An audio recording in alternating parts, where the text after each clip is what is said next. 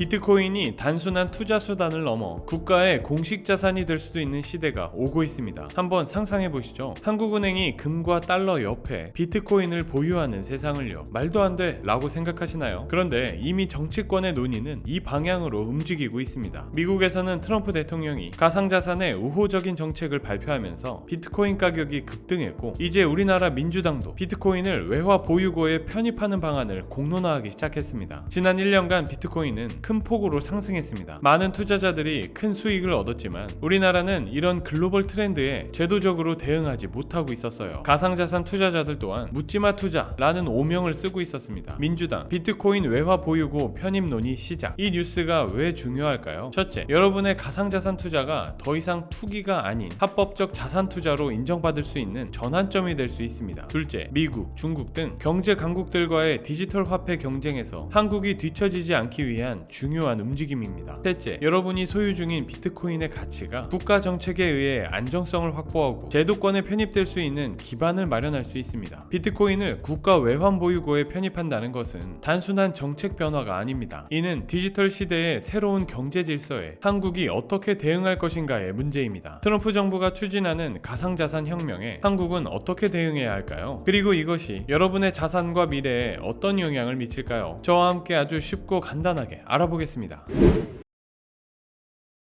비트코인 외환 보유고 편입의 경제적 의미는 국가 경제 전반에 걸쳐 광범위한 영향을 미칠 수 있습니다. 현재 비트코인은 디지털 금으로 불리며 전 세계적으로 가치 저장 수단으로 점차 인정받고 있는데요. 중앙은행의 직접적인 통제를 받지 않는 비트코인은 글로벌 경제의 불확실성 속에서 국가와 개인 모두에게 대안적 자산으로 자리매김하고 있는 중이죠. 그리고 비트코인을 외환 보유고에 편입할 경우 다음과 같은 경제적 효과를 기대할 수 있습니다. 첫째, 국가의 경제적 독립성 강화입니다. 비트코인은 기본적으로 2100만 개로 발행량이 제한되어 있어 희소성이 보장되며 어떤 중앙기관의 통화정책 개입에도 영향을 받지 않아 인위적인 평가 절하 위험이 낮습니다. 이는 특히 달러와 같은 기축통화에 대한 의존도를 줄이고 통화 주권을 강화하는 데 기여할 수 있어요. 둘째, 국제 송금 비용의 절감입니다. 비트코인 네트워크를 통한 국제 송금은 기존 은행 시스템보다 빠르고 저렴하게 이루어질 수 있습니다. 즉, 외환 보유고 관리 및 국제 거래에서의 효율성을 높일 수 있죠. 셋째, 무역 결제 수단의 다양화입니다. 달러 중심의 국제 결제 시스템에서 벗어나 새로운 결제 수단을 확보함으로써 국제 무역에서의 유연성을 확보하고 지정학적 리스크를 분산시킬 수 있습니다. 그러나 비트코인의 외환 보유고 편입에는 신중한 접근이 필요합니다. 한국은행을 비롯한 여러 중앙은행들은 여러 가지 우려를 제기하고 있어요. 우선 비트코인의 높은 가격 변동성은 외환 보유고의 안정성을 저해할 수 있습니다. 단기간의 큰 폭의 가격 변동은 국가 자산의 가치를 불안정하게 만들 수 있으며, 이는 외환 보유고의 주요 목적인 경제적 안전장치 역할에 위배될 수 있는 것이죠. 또한 비트코인은 국제통화기금의 외환 보유액 산정 기준에 부합하지 않는다는 지적이 있는데요. IMF 기준에 따르면 외환 보유액은 필요시 즉시 활용 가능하고 유동성과 시장성을 갖추며 태환성이 있는 통화로 표시되어야 합니다. 비트코인이 이러한 요건을 충족시키는지에 대해서는 여전히 논쟁이 있습니다. 그럼에도 불구하고 비트코인의 외환 보유고 편입은 글로벌 금융 시스템의 변화를 이끌 수 있는 중요한 움직임으로 볼 수 있어요. 비트코인이 외환 보유액의 일부를 차지하게 되면 글로벌 금융시장의 통합이 더욱 촉진될 수 있습니다. 국가 간 금융 연결이 강화되고 세계 경제의 디지털화와 탈중앙화가 가속화되는 것이죠. 특히 블록체인 기술을 기반으로 한 국제 금융 거래의 투명성 증가와 효율성 향상은 장기적으로 글로벌 금융 시스템에 긍정적인 영향을 미치게 될 겁니다. 결론적으로 비트코인의 외환 보유고 편입은 새로운 기회와 도전을 동시에 가져올 텐데요. 경제적 독립성 강화, 거래 비용 절감, 무역 결제 수단 다양화 등의 잠재적 이점이 있는 반면 가격 변동성과 제도적 호환성 문제 등 극복해야 할 과제 역시 존재합니다.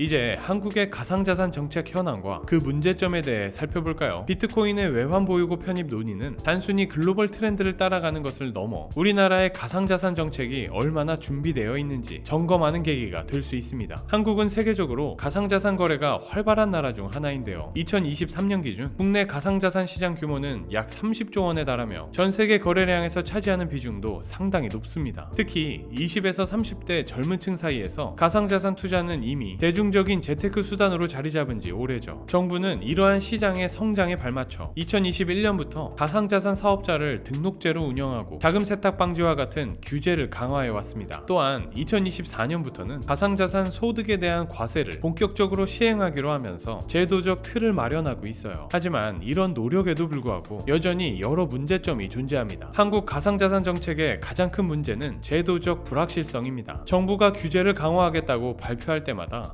시장은 급격히 위축되었고 투자자들은 혼란을 겪었습니다. 반면 규제 완화나 지원 정책은 아직 구체적으로 제시되지 않아 시장 참여자들의 신뢰를 얻지 못하고 있는 중이에요. 두 번째 문제는 글로벌 경쟁력 부족입니다. 한국은 여전히 글로벌 가상자산 시장에서 뒤처지고 있습니다. 싱가포르, 스위스 등은 이미 국가 차원에서 블록체인과 가상자산 산업을 적극적으로 육성하며 글로벌 허브로 자리 잡았지만 한국은 규제 위주의 접근으로 인해 혁신적인 프로젝트와 기업들이 해외로 유출되고 있는 실정입니다. 세 번째 문제는 금융기관의 소극적 태도입니다. 한국 내 주요 금융기관들은 여전히 가상자산에 대해 보수적인 입장을 유지하고 있습니다. 이는 금융권과 블록체인 기술 간 협력의 부재로 이어져 디지털 자산 생태계 구축이 더딘 원인 중 하나로 꼽힙니다. 비트코인을 외환 보유고에 편입하려면 무엇보다도 국내 가상자산 시장의 신뢰성과 안정성을 확보해야 합니다. 이를 위해 필요한 것은 투자자를 보호하면서도 시장을 활성화할 수 있는 균형 잡힌 명확한 규제 프레임워크, 국제 기준에 부합하는 정책을 수립해 글로벌 금융 네트워크와 연계하는 글로벌 협력 강화, 그리고 금융기관들이 디지털 자산 생태계에 적극적으로 참여하도록 유도하는 금융권 참여 확대입니다. 결국 한국이 비트코인 외환 보유고 편입이라는 혁신적인 결정을 내리기 위해서는 먼저 국내 가상자산 시장을 안정시키고 이를 뒷받침할 제도를 마련하는 것이 선행되어야 할 것입니다. 지금 보고 계시는 영상이 유익하시다면 구독, 좋아요 부탁드립니다.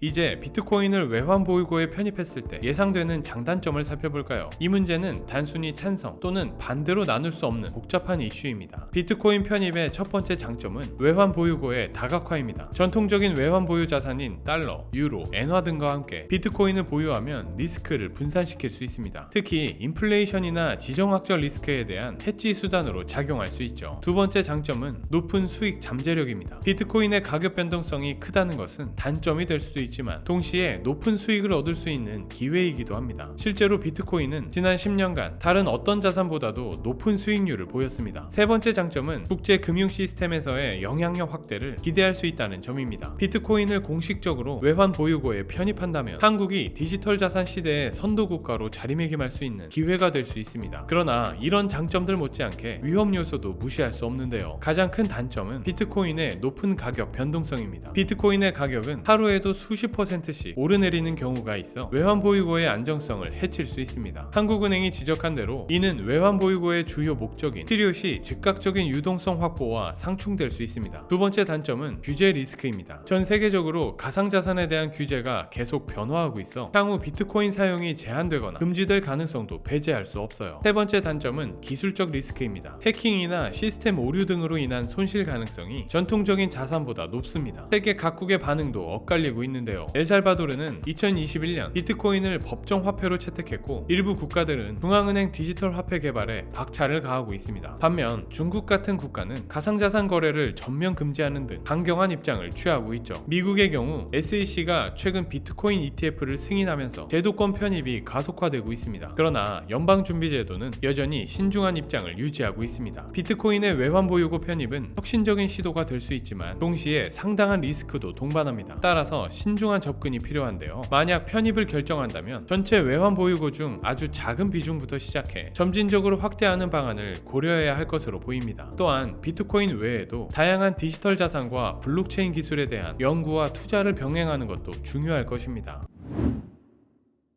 이제 비트코인 외환 보유고 편입 논의와 관련해 한국이 취해야 할 대응 전략과 정책 방향에 대해 살펴보겠습니다. 우선 비트코인을 외환 보유고에 편입하는 문제는 단순한 자산 추가 이상의 의미를 갖는데요. 국가 경제의 안정성에 직결되는 사안이므로 신중하고 점진적인 접근법이 바람직합니다. 한국은 초기에 외환 보유고의 극히 일부, 가령 전체의 1% 미만을 비트코인으로 배정하여 시장 반응과 리스크를 평가하는 방식을 고려할 수 있겠습니다. 또한 비트코인만이 아니라 이더리움, 리플, 솔라나, 에이다 등 미국이 지정한 비축 전략자산 중 주요 가상자산도 포함한 디지털 자산 포트폴리오를 구성함으로써 위험을 분산하는 전략도 가능하죠. 이러한 변화를 추진하기 위해서는 무엇보다 국내 가상자산 시장의 신뢰성과 안정성 확보가 선행되어야 할 텐데요. 이를 위해 가상자산 관련 법률을 체계적으로 정비하여 투자자 보호와 시장 안정성을 강화하려는 노력이 필수적입니다. 특히 비트코인의 법적 지위와 외환보유고 편입 기준을 명확히 정의하는 작업이 절실하죠. 더불어 외환보유고에 편입된 비트코인의 관리와 운영을 투명하게 공개하고 이를 감독할 독립적 기관의 설립도 검토해야 합니다. 비트코인은 본질적으로 글로벌 자산이므로 국제사회와의 긴밀한 협력이 중요합니다. 한국은 IMF나 BIS 같은 국제금융기구의 권고안을 존중하고 전 세계적 규제 흐름에 조화된 정책을 수립해야 할 것입니다. 또한 주요국들과 디지털 자산 관련 협력 체계를 구축하여 기술 및 정책 정보를 공유하고 초국가적 리스크에 공동 대응할 수 있는 기반도 마련해야겠죠. 한국 금융권의 적극적인 참여 유도 역시 필수적인 과제입니다. 또한 국내 은행과 금융기관들이 디지털 자산 관리 및 거래 서비스에 적극 참여할 수 있도록 규제를 합리화하고 필요한 지원책을 서둘러 마련해야 합니다. 동시에 블록체인 기술의 연구 개발을 장려하여 디지털 자산 생태계를 강화함으로써 글로벌 경쟁력을 확보하는 노력도 절실합니다. 아울러 국민적 이해와 공감대 형성 또한 중요한 요소인데요. 정부와 금융기관은 디지털 자산과 관련된 교육 프로그램을 확대하고 가상자산 투자의 리스크와 기회를 균형 있게 알려야 할 것입니다. 디지털 자산 시대의 도래와 그 중요성에 대한 사회적 인식을 높일 수 있는 공공 캠페인을 통해 국민적 공감대를 형성하는 것도 물론 필요합니다. 결국 한국이 비트코인을 외환보유고에 편입하는 결정은 단순한 자산 다변화를 넘어 국가 경제의 디지털 전환과 글로벌 경쟁력 강화에 중요한 이정표가 될 수 있어요. 하지만 이러한 변화를 성공적으로 이끌기 위해서는 치밀한 준비와 단계적 접근이 반드시 필요합니다. 비트코인을 외환보유고에 편입하는 결정은 한국 경제 전반에 상당한 파급력을 가져올 수 있습니다. 우선 이 결정은 한국의 금융혁신을 상징하는 중요한 이정표가 될 것으로 보입니다. 글로벌 금융시장에서 한국의 위상이 한층 강화될 수 있으며 이는 외국인 투자 유치에도 긍정적인 영향을 미치게 될 것으로 보이는데요. 특히 디지털 자산과 블록체인 기술 분야에서 선도적 입지를 다지는 계기가 될 수 있어요. 그러나 한국은행이 지적한 바와 같이 비트코인의 높은 가격 변동성은 여전히 중요한 우려사항으로 남아있는데요. 변동성은 외환보유고의 기본 목적인 안정성과 상충될 수 있어 신중한 접근이 불가피합니다. 한편 비트코인의 외환보유고 편입은 가상자산 시장에 대한 제도적 틀을 마련함으로써 국채 기반 스테이블 코인 개발을 촉진할 수 있는 촉매제 역할을 할 수 있습니다. 현재 글로벌 디지털 금융시장에서 달러화 기반 스테이블 코인이 주도권을 쥐고 있는 상황에서 원화 기반 대안을 마련함으로써 한국 금융시장의 자율성을 높이는 전략적 기회로 작용할 수 있어요. 장기적 관점에서 비트코인의 외환 보유고 편입은 한국 경제의 디지털 전환을 가속화하는 촉매제가 될 것입니다. 블록체인 기술의 발전과 관련 산업 생태계 육성에 강력한 추진력을 제공할 수 있으며 디지털 금융 혁신을 위한 제도적 기반을 확충하는 계기가 될 수 있습니다. 그러나 IMF가 경고한 것처럼 거시경제 안정성 측면에서 여러 리스크가 존재하는 것도 사실입니다. 따라서 단계적이고 체계적인 접근이 반드시 수반되어야 합니다. 결론적으로 비트코인 외환 보유고 편입은 한국 경제의 다양한 기회와 도전을 동시에 제공할 것으로 판단됩니다. 이러한 변화를 성공적으로 이끌기 위해서는 철저한 사전 준비와 글로벌 금융 커뮤니티와의 긴밀한 협력, 그리고 국내 시장 참여자들의 폭넓은 이해와 지지가 필수적입니다. 한국이 이러한 변화의 물결을 어떻게 관리하고 활용하느냐에 따라 디지털 경제 시대의 국가 경쟁력이 크게 좌우될 것입니다. 금융 패러다임의 전환기에서 한국의 혁신적 선택이 가져올 미래를 기대해 봅니다. 오늘은 여기까지고요. 지금까지 지식세포였습니다. 감사합니다.